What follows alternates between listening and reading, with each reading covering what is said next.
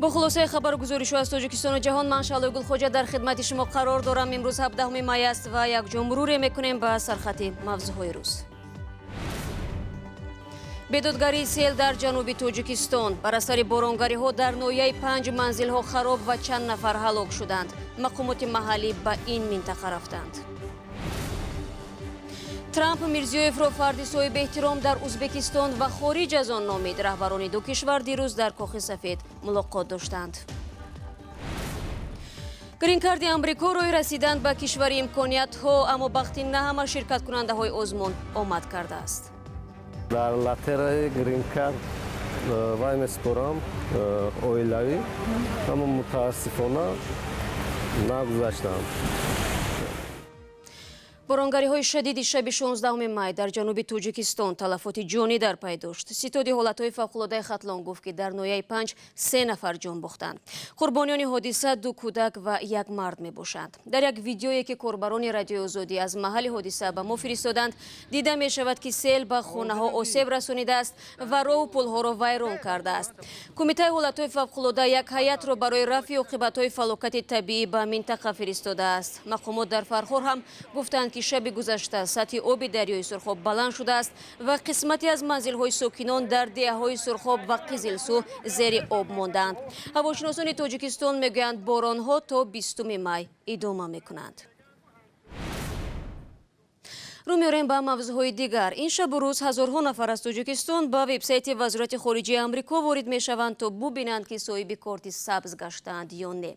طلبگاران زندگی در آمریکا سال به سال در تاجیکستان زیاد می‌شود و شرکت در آزمون گرین کارت از وسیله آسان‌تری رسیدن به مراد است. امسال وقتی کی خندید و کی‌ها را ناامید کرد، سربینازی روح‌الله به ما و شما می‌گوید. مهلتی بررسی عریضه‌های داوطلبان کار و زندگی در آمریکا به انجام رسید. شروع از 15 می مسئولین لاترای معروف به گرین کارت اعلام کردند که می توانند از سامانه رسمی شعبه کارهای خارجی آمریکا پاسخ مثبت و یا منفی درخواستشان را گیرند. طول 2 سال است که در لاترای گرین کارت وای مسپرام اویلاوی، اما متاسفانه نگذاشتم. آنهایی که هنوز پاسخ درخواستشان را نگرفتند امید دارند جوابی مثبت برایشان ارسال شده است.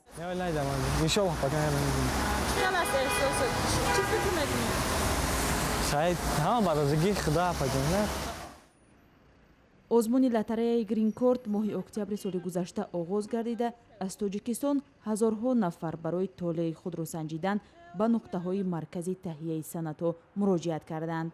بخت برای سید ابرار خندید. سال گذشته ما در همین MBO گرین کارت اپلود کرده بودیم، گذاشتیم. اویلام برید آزی کارمون رفتستم. اکثریت آنهایی که میگویند از پاسخ عریضه‌های خود آگاه شدن نتوانستند، شاید توسط براوزرهای گوگل کروم، موزیلا و یا اپرا تلاش وارد شدن به این صفحه را کردند. برای آنهایی که تا هنوز جوابی درخواست‌هایشان را پیدا نکردند، توصیه داده می شود که توسط براوزر اینترنت اکسپلورر می توانند وارد شوند و به مشکل این صفحه را باز کنند. هر سال به حساب میانه توسط این برنامه بیش از 500 نفر از تاجیکستان برنده این لاتریا شده برای دائمی به آمریکا میکوچند. طبق ارزیابی‌های رسمی تنها بر اساس کارت سبز در دوام 5 سال اخیر از تاجیکستان به آمریکا 2760 نفر رفتند. در ادامه موضوع آمریکا، دونالد ترامپ رئیس جمهوری این کشور روز 16 می در کاخ سفید با همتای ازبک خود شوکت میرزیویف ملاقات کرد. بعد سال 2002 بار اول است که رهبر ازبکستان به واشنگتن سفر رسمی انجام می‌دهد. رئیس جمهوری آمریکا در ملاقات میرزیویف را مردی صاحب احترام نامید. میزبانی رئیس جمهوری ازبکستان در اینجا برای ما یک افتخار بزرگ است. او مرد بسیار محترم در کشورش و بیرون از آن است. ما در مسائل زیاد از نزدیک همکاری داریم. این زمان شوکت میرزیویف دونالد ترامپ را ستایش نمود که در زمان کاری او اقتصاد آمریکا رشد کرده است. بین هیئت‌های دو طرف با ارزش 6 میلیارد دلار یادداشت‌های حسن تفاهم امضا شده است. درباره این سفر قبل از برنامه صحبت داشتیم با سیروجدین اسلام، همکارم از بخش ازبکی، و نخست از او پرسیدیم که تا کجا توافقنامه‌ها عملی شونده هستند. خب البته 6.5 میلیارد این توافقنامه است. شرکت های بزرگ امریکا میخواهند به ازبکستان بیاید سرمایه‌گذاری کنند، ولی این معنی ندارد که اینها علیه تصمیم گرفتن و حتما این پول را به کشور میبرند. این توافقنامه هست که اینا میخواهند به ازبکستان اینقدر سرمایه‌گذاری کنند. به نظر من این اهمیت خیلی مبرم دارد برای ازبکستان، چون ازبکستان نیاز بزرگ دارد. حتما از کشورهای غرب مخصوصا از امریکا آمدن این سرمایه برای رشد اقتصاد کشور اهمیت کلان دارد. به نظر من این اولین اقدام است و در آینده البته پس از امریکا دیگر کشورهای غرب، بریتانیا مثلا، فرانسه، آلمانیا به ازبکستان سرمایه گذاری میکند. البته شرط های خودشان دارند، ولی در مجموع این جریان آغاز شد. سوال دیگر از سیروژنی اسلام این بود که آیا شوکت میرزیویف میتواند در همکاری‌ها با دو ابرقدرت امریکا و روسیه که با هم رقیبند توازن را نگه دارد؟ البته ازبکستان کشوری بزرگ است. از لحاظ نفوذش مثلا در آسیا مرکزی بزرگترین کشور است و جایگیری جغرافی او یک اهمیت مرکزی را میدهد به ازبکستان. فرق ازبکستان از قرقیزستان و از تاجیکستان این است که مثلا در قرقیزستان و تاجیکستان بازه‌های حربی روسیه موجود هست ولی در ازبکستان نیست. اولش این. دومش ازبکستان راه مستقیم به افغانستان دارد. روسیه نیز میداند که مثلا ازبکستان رول کلیدی میبازد. امریکا نیز این را میداند و هر دو طرف میتونند مثلا با ازبکستان یک علاقه های رشته های حسنه را داشته باشند و از این وضعیت البته شوکت میرزیویف به نظر من میتواند عادلانه و عاقلانه استفاده کند. سیروژنی اسلام همکاری ما از بخش ازبکی رادیو آزادی صحبت میکرد. برمیگردیم به تاجیکستان. در نویه ووسه پس از 8 ماه وفات زنش یک مرد 40 ساله و پدری 4 فرزند خودکشی کرده است، اما سبب مرگش نه فراق همسر پیشین بلکه مخالفت فرزندان با ازدواج دیگر باره بوده است. جزئیات بیشتر را در گزارش مومن احمدی میبینیم. دوباره ازدواج کردن یک مرد باعث تضییق و فشارش گردیده، میگویند طاقت نکرده خودکشی کرده است. در خونه راه ندادن زنم. پدر پیش کردن نکنم. 8 ماه پیش زوجه سای محمد ابراهیموف ساکن 40 ساله ناحیه ووسه بعد نش زدن زنبور فوتید. سای محمد بعد 7 ماه مرگ او خانم نو را به خانه آورد و این رفتار پدر را فرزندان نپسندیدند. پدرش تا نکرد فرزند تو کی را پرسیدی زنگ گرفتی؟ ای راسیا فرزندی که خون یعنی پدر او چخل کلان کرده به این روز رسونده است.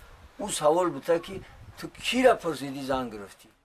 رجب علی برادر مرحوم سنتگر است و چنین سوالگزاری فرزند پیش پدر او را به حیرت می آورد. پدر وظیفه دور باشه پسر پرسیده بعد یک کار کردن مایل گفتن که زن پسر بوده بعد راحت میتین تو تایمون نیستی گفتن ما تنها داریم گفت. مرجانه رحیم‌آور روزهای اول زندگی و زیر فشار ماندن شوهری سابقش را به یاد می‌آورد. به قول او روز اول پا گذاشتن به خانه شوهر دچار حمله‌های نامفهوم گردید. اون دختراش همونجا اومدن که نه یا نفرویا خونه ما بچهش دوید که اگر فرویا تورکشش میکنه. معمولا در تاجیکستان مردها بعد از انجام مراسم عزاداری که تا 1 سال دوام می‌یابد به فکر بنیاد عائله نو می‌شوند. پدر و یا که مادر اگر بر محل پیش از همون مراسم های عزاداریشون اگر که خانه‌دار شوند در این حالت بسیار میشود که فرزندان مخالفت میکنند. عربی دوست مراد وقتی همسرش وفات کرد برای فرزندان یتیمش مادری نو آورد. بین عائله ما یگان نافهمی وجود ندارد. من همسرم 2 فرزند تولد کرد ماه 10 ماه اپریل ده. پسرم از مسکو برای اونها تحفه روی کرد. با وجود نفوذ پدر او به این نظر است پیش از آوردن زن نو مرد باید با فرزندانش مصلحت کند. بسیارتر همون میراث با فرزند خورده که میراث میگذارند، از همین لحاظ هم بسیار مخالفت ها در دویم بار خانه‌دار شدن والدین محض از همین حساب دیده می شود. مرجانه رحیمова 10 روزی زندگی با شوهرش را لحظه های خوشی می داند. به نظر او اگر فرزندان سید محمد او را قبول می کردند، از فشار روانی پدرشان دست می کشیدند، می توانست برایشان مادر خوبی باشد.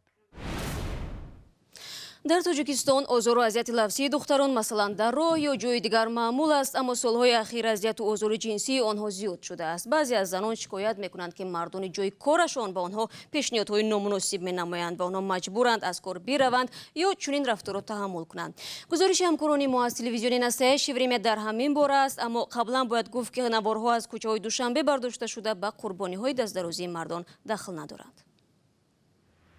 سمیرا نام مستعار زن است که میگوید از طرف همکاران مرد در جای کار بارها هدف آزار جنسی قرار گرفته است. او میگوید نه تنها رهبر و همکاران بلکه ناظرانی که برای سنجش مؤسسه آنها می آمدند با او حریصانه می نگریستند و پیشنهادهای نامناسب می کردند. پیشنهادهای نامناسب میکردند. مثلا میگفتند بیا جای رویم بشینیم. سبب رفتنم از کار محض همین بود که دائم جواب رد میدادم. جامعه شناسان میگویند که در تاجیکستان آزار جنسی و دست درازی به دامن زنهای بیگانه ظهورات نو نیست، اما معمولا در این حالتها خود زنها را گناهکار میکنند و میگویند که این زنها هستند که مردها را به دست درازی تحریک میدهند. مثلا لباس باز می پوشند، خود را آرایش می دهند. بعضا تنها زیبا بودن زن کافی است که هدف خواهش های شهوانی مردهای همکارش قرار بگیرد. زنانی که آزار می بینند اکثرا خاموشی را اختیار می کنند و نمی خواهند که از چنین مناسبت دیگران آگاه شوند، چون از بی آبرو شدن می ترسند. وقتی کار از کار گذشت مجبور می شوند که جای مراجعت کنند. جامعه مردها را برای نگاه‌های شهوانی به زنها و دست درازی جنسی محکوم نمی کند. این حالت زنها را مجبور می کند که تحقیر را خاموشانه فرو ببرند و آزاردهنده را به دادگاه نکشند. زنان تاجیک نه تنها دست درازی مردها را تحمل می کنند، بلکه اگر تجاوز هم شوند این جنایت را پنهان نگه می دارند. همین سال تنها 5 زن از تجاوز شدنشان به نهادهای حفظ حقوق شکایت بردند. هرچند گفته می شود تعداد قربانیان تجاوز جنسی بیشتر است، ولی آبروی حفظ عائله و کار و درآمد زنها را از مبارزه باز می دارد.